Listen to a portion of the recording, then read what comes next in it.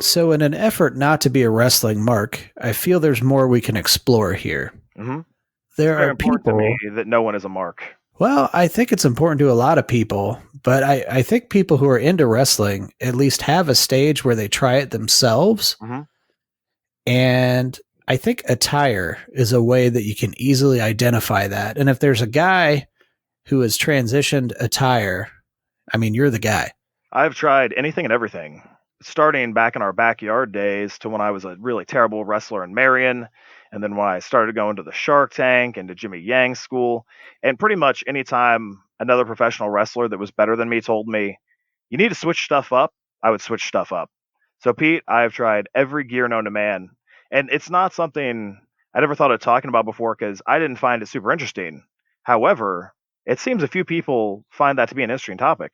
Well, was there anyone in BWE who had gear that didn't suck? No, man, in the backyard, everyone's gear kind of sucks. But you don't necessarily know it sucks. Then if you transition into actually being a professional wrestler and training, then people are more than happy to tell you what you thought was your gear sucks. And then you invest in good stuff. Well, tell me that first transition when you take it from the backyard to maybe an honest to God ring at some crap regional show or something like that. What did you have backyard, and then what did you Mhm. switch to at that first transition? Yeah, so in the backyard, I had a few different characters.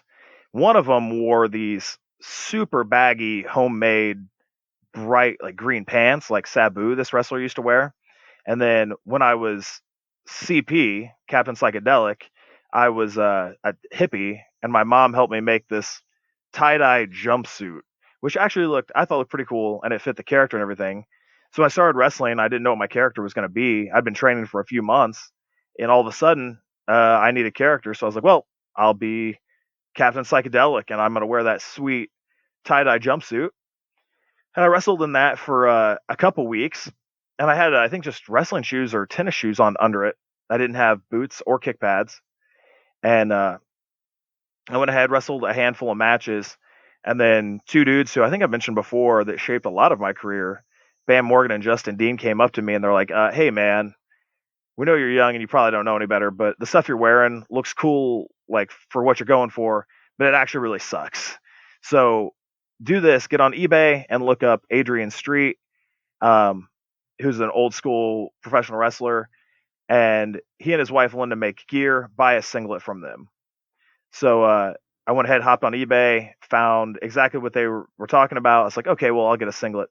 Now, a singlet is like what amateur wrestlers wear in high school. And the beauty of a singlet is you can cover up a lot of the fact that you're in awful shape. So I bought a black singlet that had a couple inches of just like a pink like strip down the front. And I was like, yep, that looks hippie enough to me. And I went with the singlet, bro. Did it do what it was supposed to do, you think? Like, was the physique masked? Nah, man, actually, I still looked awful, but I look significantly better, at least. And the big thing with that is it got me taken more seriously because I showed up in the locker room and I had actual gear that was made to be wrestling gear on, and everyone took notice. And then those two dudes were like, "Oh, hey, that's great. Now go buy boots because no one will take it seriously. I don't have boots." So I bought some boots, and the first pair I bought I thought were real cool, but they actually didn't match anything because they were like black on the back, and the front of one had a flap that was white, and the front of the other one had a flap that was green with a little silver outline on it. So they were like real cool looking. They totally didn't fit the singlet I had, but they were professional boots, and it made me people just take me more seriously right away because I had professional gear. And at the place I started, there were a lot of people that didn't have professional gear, so it helped me stand out at least a little bit. So you skipped right over like the high school wrestling shoes and went straight to boots? Yeah, pretty much. And it didn't take me too long to realize that professional wrestlers wear boots, which is just a thing I think that everyone should do and that everyone should know when they're young, especially like pro wrestlers wear boots. That being said, wrestlers wear either the big, long lace up tall boots, or they can wear amateur wrestling shoes with what we call kick pads over them, which kind of makes it look like a boot. It's good if you throw kicks and stuff, but if you don't, it's just kind of a waste and it's like a cheaper route to go. So a lot of dudes start by buying kick pads because it's considerably cheaper than boots. But I've always been a boots guy, man. Ever since I probably had 12 or 15 pairs of boots, and I've sold a few and traded a few, and yeah, now I still have 3 or 4 different pairs of boots right now, but a lot of them are on their last leg. Man, how do you do it on a budget? So I'm thinking like you can find singlets. I mean, in theory, you can go to Dick's Sporting Goods or whatever and just straight get a singlet. Yep. And you could get kick pads, but I don't know how you make those cohesive unless you just settle on, man, I'm going all black everything because that's all I can do. Yeah, that's not a bad start. Yeah, if you're a young performer. Yeah, the problem with what you said there is the word budget. Because if you actually want to make it in the business, if you want to make it in any business, you can't just go budget. Like I'm sure when you started in podcasting, you took enough pride in yourself to know, hey, I need to buy some halfway decent equipment to begin with. Otherwise, the quality is just going to suck. And it's the same thing with wrestlers, man. You can't be a professional and only buy budget gear. Otherwise, it looks like you bought budget gear. And even the kick pads that you would buy from like a Dick's Sporting Goods don't look great. You need some custom made ones, or ones made at least by Wrestling Gear Maker. So when you throw that stuff together, it still looks professional. So you have to invest, man. You have to save up the money and spend that $200 on boots. You got to spend that $100 on a singlet. And you have to spend that $30 to $50 on knee pads. Otherwise, dude, you're gonna look like a chump. I wish more young dudes in the business knew that now. I don't know, man. For $9, I can get some swell white martial art kick pads that'll probably make me look pretty badass. You're probably right, man. You should do that. You should buy those. You see, when you say these things and then laugh, I question your sincerity. Dude, if you go to any bad wrestling show, I would say this weekend, but obviously there's no shows since we're all in the apocalypse, that you will see those bad white kick pads and their bad black brother. like you will see the black and the white variant of those martial arts kick pads, and trust me, it looks like a dude who just tried to save a few bucks. Like, it will make you look bad. But you have a few guys at your level that still do that. So you can be successful and be cheap, but do you just have to be really good? Or you just accept this is all you're ever going to be? There's totally no one on my level that does that. They might wear kick pads, but they get actual wrestling gear made kick pads, and probably to match their stuff. That's fine. There's nothing wrong with a good professional pair of kick pads, especially if you throw kicks. But yeah, it totally is a distinction. You can't make it to a level even close to where I'm at if you don't have good gear. No matter how talented you are, someone will pull you aside and tell you that you look terrible. So that's the deal. They're just custom made. It's not that all kick pads are bad. It's just most of the run of the mill stuff, you're going to get spotted pretty quick. Yeah, totally. People will see a martial art kick pad and know from a mile away that those are Century brand, and they cost you $20 instead of nice ones that cost you $100. So what would be the leap then from there? So now you're not backyard, you're doing your regional thing, but maybe you get a bigger show. Let's say maybe you get a booking at like the Heroes and Legends at Fort Wayne or something like that. Like, you're going to want to elevate, right? Yes. Well, so I became a gear whore immediately. The second I was told where to buy gear, I decided I need to buy all the gear, Pete. I needed a singlet. I needed some traditional trunks, which are like a Speedo, which that's what people always will bring up is like, oh yeah, you wear a Speedo and da-da-da-da. I'm like, yeah, sometimes. And then I also bought some biker shorts, which are essentially Speedo shorts, like really tight spandex shorts. Man, I went all out, dude. I bought a couple singlets right away, ones that did make me look a little better. I really wanted to be a guy that wears trunks because along with professional wrestlers wearing boots, I was like, man, professional wrestlers wear trunks. Like, all the main dudes wear trunks, so I need to wear trunks. But I didn't realize at the time that my overweight, pasty white self looks awful in a Speedo. But damn it, Pete, I tried. That's what tanning beds and steroids are for, man. Just get on the gas. Dude, it's totally, yeah, I should have been. Like, to be wearing a Speedo when I was 20 years old, I needed to be a sauce to the high gills, man. Like, I should have. But eventually, a couple people told me, hey, maybe that's not the look for you. And I didn't start working out till I was 6 years in the business anyway. So a lot of people probably stopped trying to give me advice because they thought I wouldn't take it because I just didn't work out. And then eventually, Jimmy Yang really pulled me to the side and was like, hey, man, you need to be doing this. You need to be working out. And you don't look like a wrestler. You look like a scumbag. You look like a piece of shit. So you need to be dressing like one. He's like, so I don't ever want to see you wear traditional gear again. Think of something different. So then I kept the boots, knee pads, and I got a pair of like these custom baggy shorts made that looked pseudo like ripped up jeans that had my logo on the side.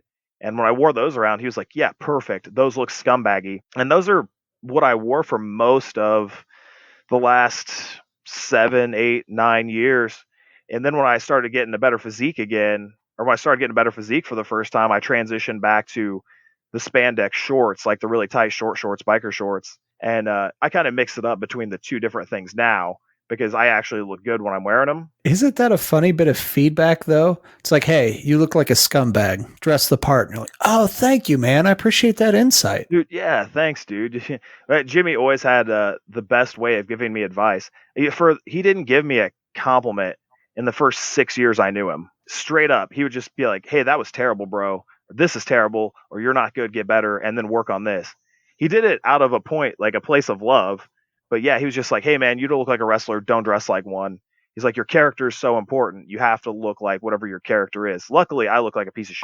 So I could just get kind of shittier looking gear, but I still got professional gear made to look bad, like professional gear made to make me look like a scumbag, which is really funny in itself, where a lot of dudes would probably just go to Goodwill and buy a crummy pair of jean shorts or whatever. Yeah, I mean, that sounds like an oxymoron. I got good gear so I could look bad. Yeah, it's like spending $400 on a pair of jeans with rips already in them because they look good, because they look rugged and used. I know you're not talking shit about those Robin jeans, man. Everybody got to have those Robin jeans. I don't know what ones they are, what their brand is, because I wouldn't buy them. Not my style. Oh, that's still in Bostic.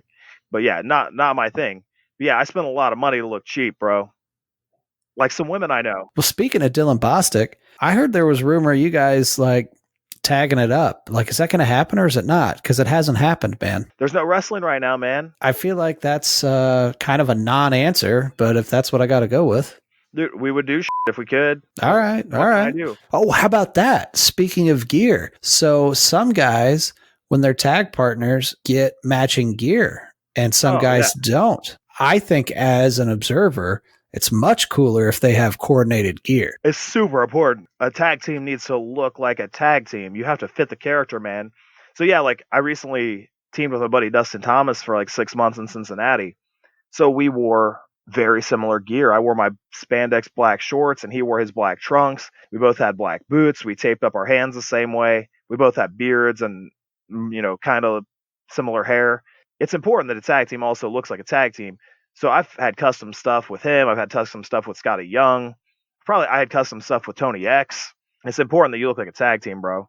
So is there a time investment before you'll spend the money? If it's like, well, maybe in this area where I wrestle once every 6 months, we're going to be a tag. So in the course of a year, it's only going to happen twice. I'm not going to spend money versus, hey, I wrestle here maybe twice a month. So we're actually going to spend money, get custom gear made, go all out. That's completely legitimate. Luckily, Dustin and I had some similar-ish stuff from the get-go, which was nice.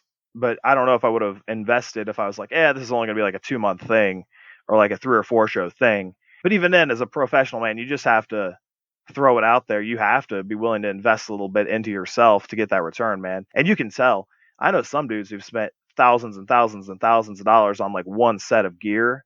Dude, the dudes in Japan sometimes will spend at least $1,000 on their tights and their jacket and their everything to match. Ric Flair, in the 80s, spent $10,000 on every one of his custom robes. And he had a closet full of them. 10 grand. So at some point in time, do you become pot committed? Like, I'm CP Dudley because I've got $50,000. Well, probably at that level, I've got $1,500 invested in gear. And that's all I have. I'm not willing to throw it away. So I'm going to be CP Dudley until I start, until I get to this level where I start making money. Yeah. Oh, that's completely a thing, man. Totally a thing because you're still scraping to get by, but you have to figure it out, man. You have to. If you want to be a vlogger, you got to sink money into a good camera. If you want to be a podcaster, you got to sink money into good microphone and software. So it's the way you got to do it, man. If you want to be a professional guitarist, you got to sink money into that guitar, man. My dad has told me stories of musicians that'll be like, "Oh man, I really like your system. Like, how do I get that for $200?" He's like, "Oh, you don't." Like, you can't. I'm like, "Hey, I want you to recreate this for me for the amount I have. I only have a couple $100." Like, yeah, you don't. There is, since podcasting was brought up as an example, there are incremental steps that you can make And I think that's kind of what we're outlining here. Like with podcasting, especially with Anchor, you can set your cell phone in the middle of the table, hit record, and you've got a podcast. Yeah. But there's a huge leap when it's like, oh, I'm going to invest in some microphones and a mixer. And now I'm going to invest to where people get their own channel and I'm going to upgrade the mic. There's all kinds of money you can throw at it. But the first jump, I think, is the biggest, which kind of parallels what you're talking about here. It's like, hey, crap you're buying maybe off the rack at TJ Maxx, those jeans, cutting them up and doing whatever. Like, it's not going to work. Get yourself actual gear. But once you get a solid pair of boots, maybe you don't have to buy another solid pair of boots for a little while. You've got what it takes to get in the game. But you've bought some off the rack crap before and used it though, haven't you? Yeah. So that's exactly what I was getting ready to say here. This sounds like a joke. I don't think I've told this story before either.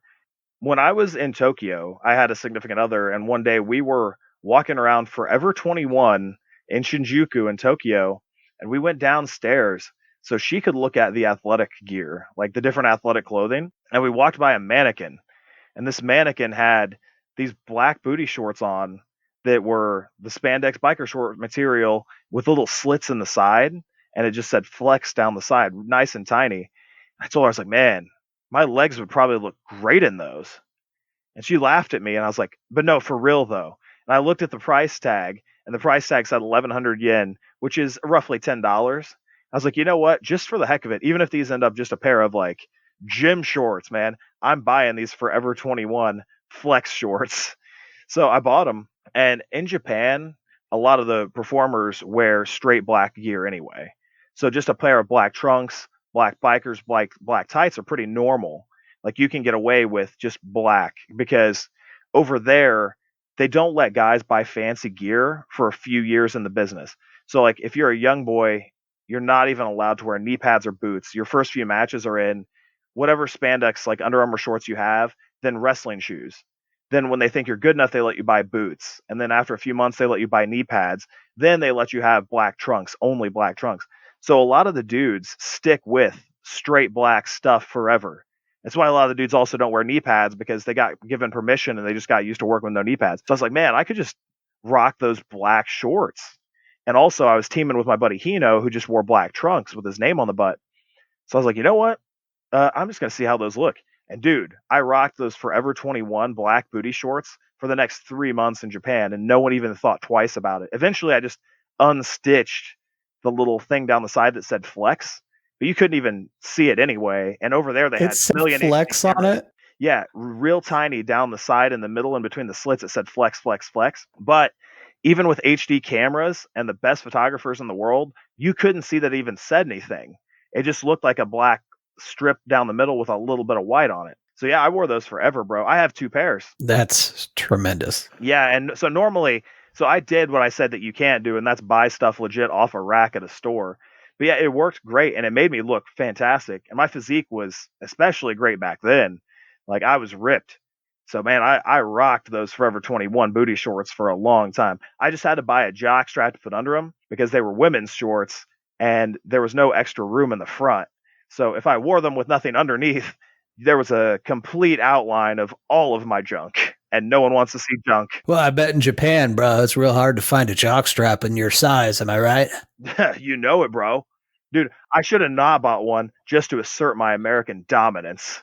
Yeah, if there's nothing like making a latently homosexual sport even gayer. Bro, my sport is the most latently homosexual sport there is, man. But for the most part, people don't want to see dick. I suppose that's fair. Yeah, they see these half-naked dudes hitting each other wearing Speedos and stuff, and they're like, you know what, yeah, maybe it's like a little gay in some way, but seeing dick is too gay, and they're not cool with that. That's crossing the line, man. We're willing to go this far, no further. Yeah, like, we're okay with the softcore stuff, but don't throw us American penis. Well, let's like round this out. If for whatever reason Jake Oman just jumps the shark, and if you're too young, you don't know what that expression means, Jake Oman does something, he's killed off, he's never to return, or you just embarrass yourself and it's so bad that the character has to go away. Mm-hmm. You right now today, if you were going to be a different character, Mm-hmm. what do you think like your outlay would be Yeah, cash wise, and what kind of stuff you spended it on? for sure. So, I mean, obviously, completely hypothetical, right? Absolutely, yeah. Yes. So, hypothetically, if several months ago I had planned on transitioning away from Jake Oman as a character, I might say get in contact with some dudes who make some Hollywood stuff. So, I might be like, hey, Hollywood mask maker, can you make this really awesome mask for me? How much is it going to cost? And he might be like, $350. I'm like, all right, man, cool, let's do it. And then That actually sounds like a bargain, in all honesty. straight up, it is. I contacted a handful of gear makers that make stuff for movies, and we were looking at the $400 to $600 range on average. This dude just got so into the idea that he was like, "Dude, that sounds badass. I'll do it for $350." That's dope. Yeah, and it took 6 weeks. He sent me pictures every day, asked me what I wanted changed. We changed some stuff. Hypothetically, allegedly, we bounced ideas back and forth for a really long time. 6 weeks later, boom, professional grade, high quality mask. And just to be honest, like I probably should get a second one just in case something happens to the first one, you know? So I'll probably invest in a second one. Maybe I'll save 50 or $100 on that one. Who knows? Maybe not.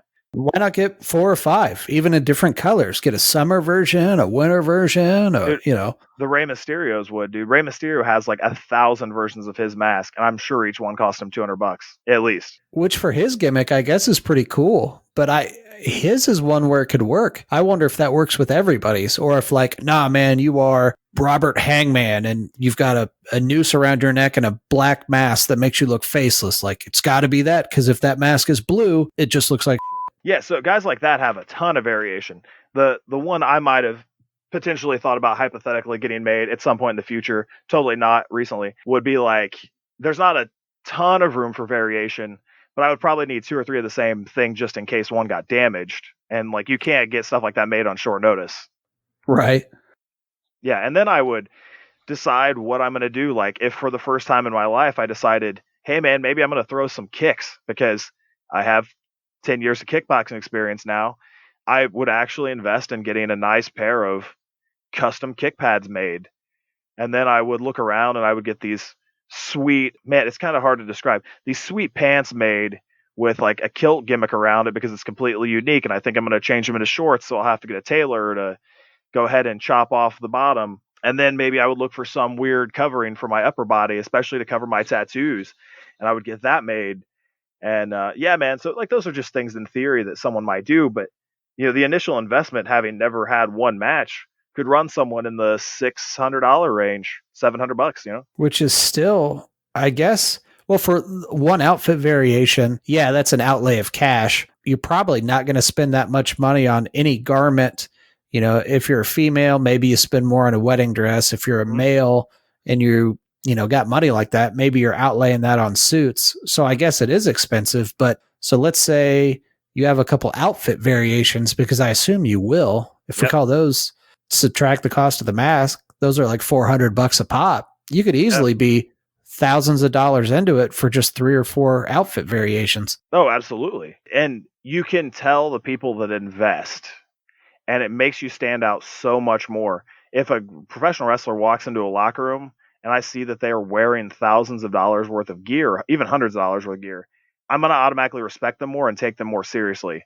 Or say if I'm in the locker room and I get a chance to work a Chris Jericho or something, if he sees the Chris Jericho, are you serious? Chris Jericho? I'm hypothetical. So let's say I get a chance to wrestle the Chris Jericho, and he comes in the locker room and I'm wearing an eBay singlet and those Century martial arts kick pads that I could get for $9. He will not work for he's gonna beat the shit out of me, Pete. Like he is gonna knock me out cold and not take me seriously. But if I start throwing on all my gear and he's like, oh man, like that's a pretty sweet mask, man. Tell me about it. Like, oh dude, I found this Hollywood mask maker. He hooked me up, man. Like it was only like $350. And I bought, a couple of them just in case. He'd be like, oh man, like you are investing in yourself and in your gimmick and in your character. Oh, and I need some entrance thing too. Like some entrance, I have a cloak, but I need some entrance jacket or I need some big thing. I have this elaborate upper body armor thing, but It just doesn't quite work perfectly. And that was $150. In this grand hypothetical, Yeah. absolutely. What happens? So let's go back to the locker room with you and Mister the Jericho. Yep. Let's say you guys are getting into gear and you go in for the handshake and you scuff his boots. Does he just punch you in the face right then and there? He probably wouldn't, because I hear he's a cool guy. But in my mind, dude, if you scuff a bro's puma, that's fighting. Like, it's all right if he lays me out. I'll take a shot for that. Isn't it kind of weird though that in general you're spending all this money on, in essence, gym clothes?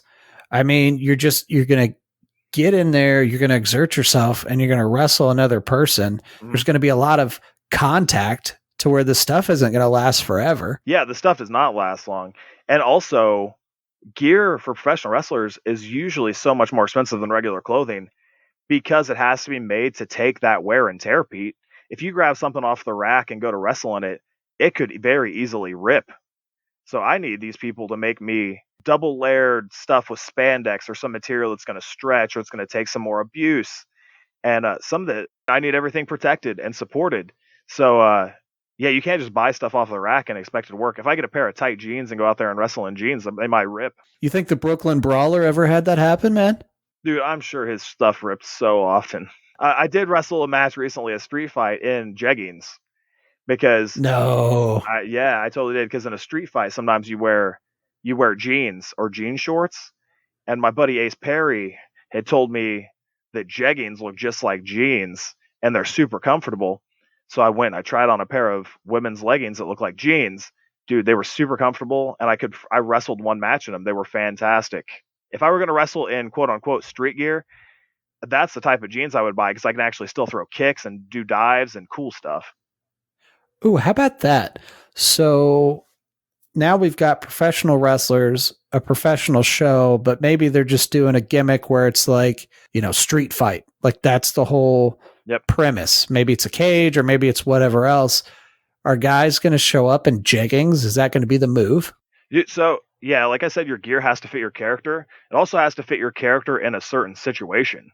So if it's a street fight or going to be a bloodbath or a violent match, something, then you would probably not show up in your nice gear because you want to show up in your I'm ready to mess stuff up, get bloody, tear myself into pieces gear, which is normally going to be something like jeans and tape your fists and maybe a cutoff shirt because I wore a cutoff shirt in that match. Also, wrestlers don't wear shirts. If you wear a shirt, you're a schmuck. But yeah, so like, or you're the fat kid at the pool. Come on, dude, that's exactly what it is. You're not surprising anyone. Like you're not hiding it. It's like some dudes pull their tights up over their belly button too. I'm like, bro, you're not fooling anyone. We know why you're hiking your stuff up. Girls do that same thing. Girls in the gym, stop doing that. I have a broad female listener base. Stop doing that. It's awful. I mean, you're not wrong. But there are some women to where it's like, yeah, you know what? I feel like this clothing was made for you. Do whatever you want with it because it's just going to look good. Doesn't mean. All right, I'm not going to say it. Not going to say it, Pete. You're not luring me in. I have my opinion. Whoever created workout leggings for women, though, should be given a gold medal because he's doing the Lord's work. Let's be honest.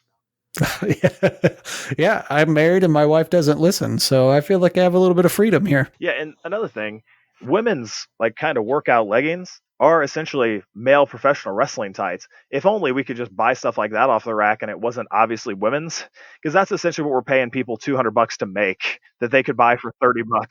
Because I just want my name on it, Yeah, I'm just gonna go to a Nike outlet store, get some running tights, and have somebody sew Omen in my ass. Like, how bad could that be? Yeah. And actually, my partner in Japan, Hino, and a few other people told me they thought I should wear long tights, just like those, essentially women's leggings or whatever. And also that ties in with what they wanted my finishing maneuver in Japan to be. So I pitched them this idea of I would do a pump kick, which is you jump up, throw up a knee, then you throw up the other foot, kick the dude in the face. Then you land, step back, and then you do a side kick, like a thrust kick, a super kick. So I would do a pump kick and then a super kick. And for the same reason they liked that idea, they loved the idea of me wearing tights because, as they told me, wrong regs. Wrong regs, huh? Wrong regs. I'd be like, maybe this. And they're like, yes, wrong regs. Look good. and be like, so my long legs are why they thought I should wear long tights and do big kicks because my regs are very wrong. Oh man, you exploited the Japanese people just because you were a giant. This is this is a fact, man. Not racist, but I've still never worn long tights. I wore them for one match when I was a masked Mexican wrestler a few months ago in Indianapolis, but that's a secret. I think you need to bring back. Well, the jeggings count, so bring those back. Yeah, I could probably pull it off. A few people actually told me they thought I looked good in that street fight wear. They lied to you. They had to have lied to you. Oh, no, it looked pretty good. Post the photo on Instagram and we'll take a poll. After this episode goes live, do it as a Facebook story. Let's take a poll. Okay, sweet. And actually, on before we finish this up, I will point out one thing. The what I said is no one wants to see junk. One of my buddies, who I love to death, one of the best friends I've Oh no. And you're going to call him out? Yes. Ooh, should I? Should I not? I mean, you could just say you know a guy. All right, I know a guy. He wrestles as Dale Patrick's. Subtle. I love him to death. He's one of my best friends in the world. This is not a shot. I think he takes pride in this. So he wears one of those amateur wrestling singlets, but it doesn't have legs. So it ends, the bottom is like spandex, like a Speedo. So we call those a butcher singlet. And he wears a butcher. If you don't wear anything under those, you can see everything.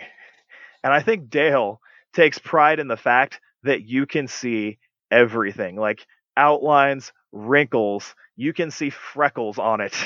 No. Man, he loves that you can just see everything. And my buddy Bobby Black too, one time I wrestled him and he had biker shorts on with nothing underneath, and man, they didn't give him support either. And it was just boom, right there. Like just like, oh, yep, there's Bobby's junk. There's little Bobby. All right. There's little Bobby. Yeah. Some dudes take pride in that. I don't need that, man. That's why I got a jock strap on. I'm also always worried about my gear ripping. So like, what if my gear ripped and my junk just hung out in front of the whole crowd? And since it's been squeezed into spandex for the last 20 minutes, or at least maybe an hour, it's not going to look big, Pete. It won't look good. Not presentable. It's got to be. It's got to be like getting out of the pool or something. I have to imagine, just like running or working out or whatever. When you wear spandex and remove it, yeah, you're not in peak form. No, see, we're tucking, we're turtle shelling, we're trying to make it as small as we can because it gets in the way in the ring. Also, if you have a big bulge up front, you will get kicked in it. Dudes kick you in the junk accidentally all the time. Yeah, I have to imagine so. I mean, because you're trying to land all those kicks in the meat of someone's leg. Yeah, even when people go to kick a midsection, half the time they go to kick a midsection, hit you right in the junk. Or they kick you in the gut real hard, but they pull their foot straight down, boom, runs right down your junk. Oh, the old heel scrape on the nads. That's unfortunate. Oh, that reminds me. One time I was in a match, and this dude, there's this guy and we never got along. His name was Craig, and we actually had a match one time where he messed up really badly. So I started kind of just like beating the hell out of him, and we never quite got over that.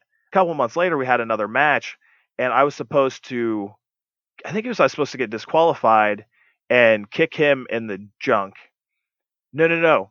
This was in the middle of the match. Something was going to happen, distraction. I kick him in the junk. He did something wrong, and he goes into the match high. And I don't like people who like get high before a match anyway. Just wait till afterward. I don't care how you live your life, but don't drop me on my head because you're high. And he turned, and I booted him right in the junk as hard as I could. He dropped, rolled out of the ring, got counted out, and the match was over. Oh, so you won with a kick to the nads? Yep, I floored him. He had to get carried to the back. Like, oh, jeez. He didn't move for the next 20 minutes from one swift kick to the junk. I felt a little bad, but he was a drug addict scumbag, and like, yeah, there was a lot more to it. So he was stealing your gimmick. What a bastard. Yeah, see, I play a drug addict scumbag. I'm not one. And he was a drug addict scumbag that played a luchador, a masked wrestler that people should cheer, and that was a scumbag. So you know what? He got kicked in the dick, Pete, real hard. Did you even say anything to him after that, or you just walked out and left the show? Nah, screw him. Oh, I stayed in the locker room. He wouldn't have done anything. The only time he tried to fight me in the back, it was really funny. He said something to me, so I stood up and I was like, "All right, fine, man. I guess we're just gonna have to do this." And then Adam Bueller came out of nowhere because he had been waiting for probably 2 years or 3 years to give this dude a piece of his mind. And he stepped right in front of me and he's like, he's like, screw you, you junkie something, you piece of shit. He's like, and he just started going off on him. And he called him white trash and told him he should just go shoot some heroin. And like Adam Bueller actually stepped up right in front of me because he was itching to fight this dude apparently for years. And then eventually, like, dudes pulled both of them away from each other. It was hilarious. But my dude Adam totally had my back and was ready to fight. So how long have you two been dating then? Gall. I'm not dating Adam. He has AIDS. Well, isn't that kind of discriminatory? Oh, and our personalities don't mesh. Oh, better. Good save. Yeah, we're very different people. It's not him, it's you. Yeah, it's me. He is a great guy. I love Adam. If you're a female that's cool with that, date Adam. Good save. Yeah, he's a great guy. Adam's another guy who's went through a lot of different incarnations of gear, but he also looked like a scumbag, so he should wear scumbaggy looking stuff. Except for when I made him play a hipster, and then he had to go out and get like a polo shirt and some like khaki shorts and stuff like that, and a backpack and some glasses, and he had to do a hipster character. Well, now he always has to accommodate all those scars, man. Whatever gear he gets. He's very death matched up. Yeah. Oh, yeah. He and old what's-his-face, the dude, Scary Gary, that guy. They should tag. No, yeah, they were homies back in the day. There you go. Bring them back. Anyway, yeah, so I hope people found the gear talk a little interesting. I got some of my best stuff from Forever 21 in Tokyo. I used to say that as a joke sometimes, and people are just like, ha ha ha, and I'm like, cool, I'm not going to tell you. Like, I'm totally serious. But, all right. Also, spend $1,000 on your stuff. People can tell. So thanks for sticking with us during the quarantine. We're going to try and get back on track here. Also, if you never listened to the first X amount of episodes and have trouble scrolling back all the way on iTunes to find them, we're going to start putting those up on YouTube now. So starting today, which will actually be probably a week ago by the time you hear it, we'll be putting up a new episode every day, every business day at least. And until we get caught up. I mean, that's not a pace that we could sustain indefinitely. Yes, but that'll still be that's like 75, 80, 85 days of content. Because I'm not working on the weekends, Pete. Yeah, not working on the weekends. So like the next 10 business days are going to be scheduled on YouTube here shortly. So you can go back and hear me talk about William the Pumpkin Destroyer of that band fame that sang Tonight Tonight. You can listen to me talk about Afro Man, who's totally coming to town in a few months if the apocalypse is over. You can hear me talk about quitting my job and going to Europe for the first time. What are some other ones? Oh, you can hear about me being a male stripper. Yeah, Magic Jake XXL. That's like a lot of people's favorite episode. Yeah, those are pretty early on too, and there's a lot of classics in the old stock. Yeah, for sure. So feel free to hop on the YouTube if you missed those episodes or whatever. And that's YouTube Off the Cliff Pod. On all the social medias, we're at Off the Cliff Pod as well. iTunes, please subscribe us, rate us, let us know what you think. Pete is at Multimedia Hustle. Give him a follow. I'm at Jacoman 2012. And we're glad to have you along for the ride. Hopefully everyone doesn't get too stir crazy.